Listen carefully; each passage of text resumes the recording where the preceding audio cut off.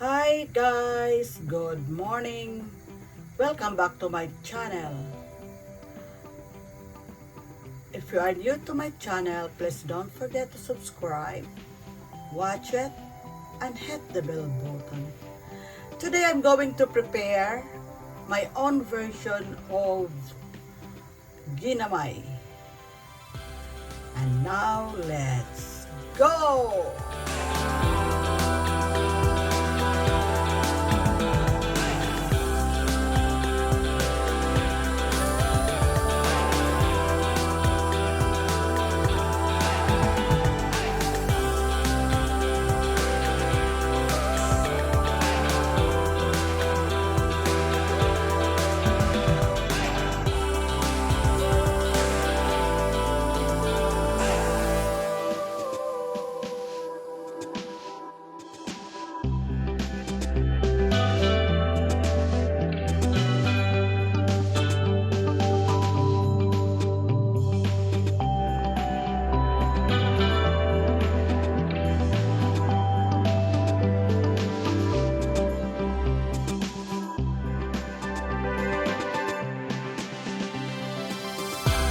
Now I'm starting to heat the oil. I'm using the oleo de oliva. I really use this pot, not the kawali as we call it, because I love cooking with this kind of pot. Now I put first the onion.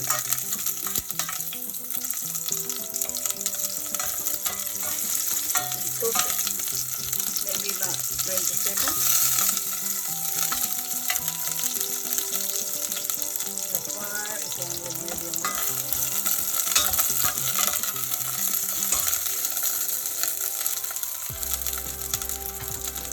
And the garlic.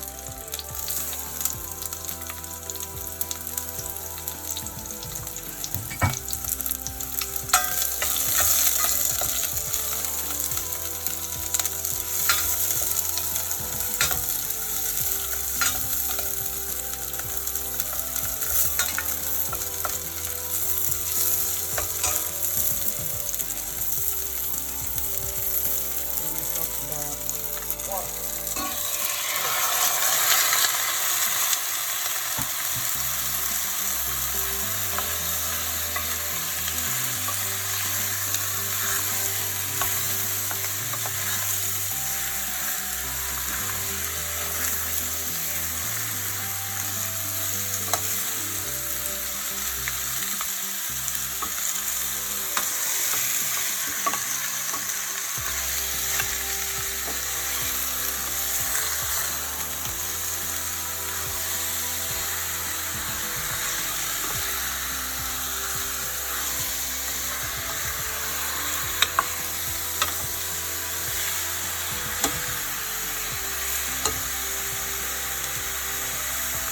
Going to add a little bit of sugar and the cubes. You can use any other type of cubes. Then I'll put this one, the tomatoes, and start mixing it.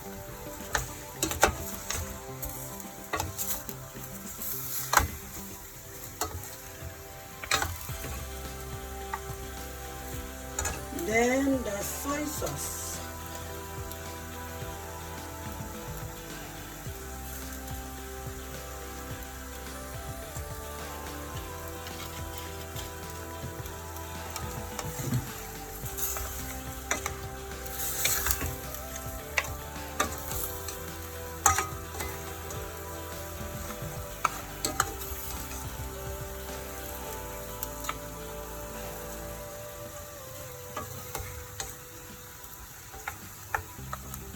And I will add a little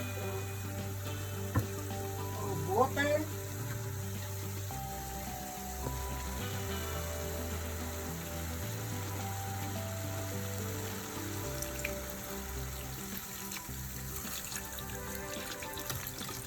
you must put the water, more water, so that it will soften the meat. Okay, then just leave it.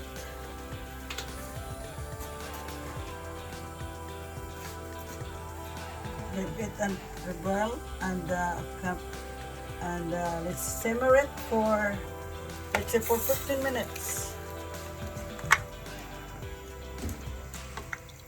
And you must have to put some cover in your and leave it for a while. You must have to put some cover. Okay, and turn back. This time, guys, it's boiling, and make sure that when you put all some other remaining ingredients, the meat softens already.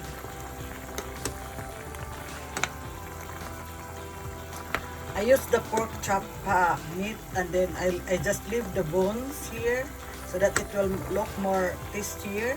Look, but this is the meat is pork chop. I use only the pork chop so that, because there are some people who love to eat parts of the bones. That's why I included it in my recipe.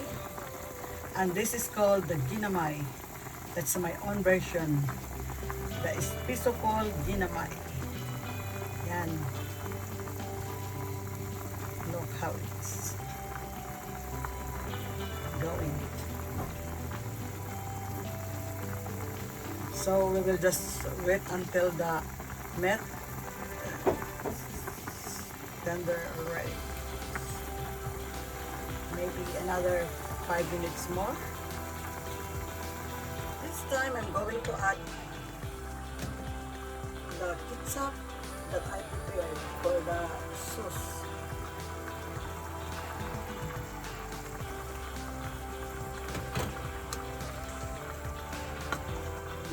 And also the bell pepper that I prepared.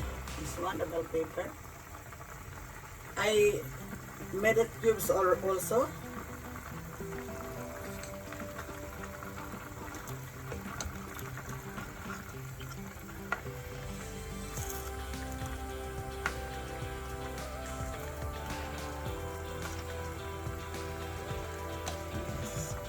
And again, leave it for another minutes. That's it. Okay, this is it, guys. If you want, you can cook too in your home.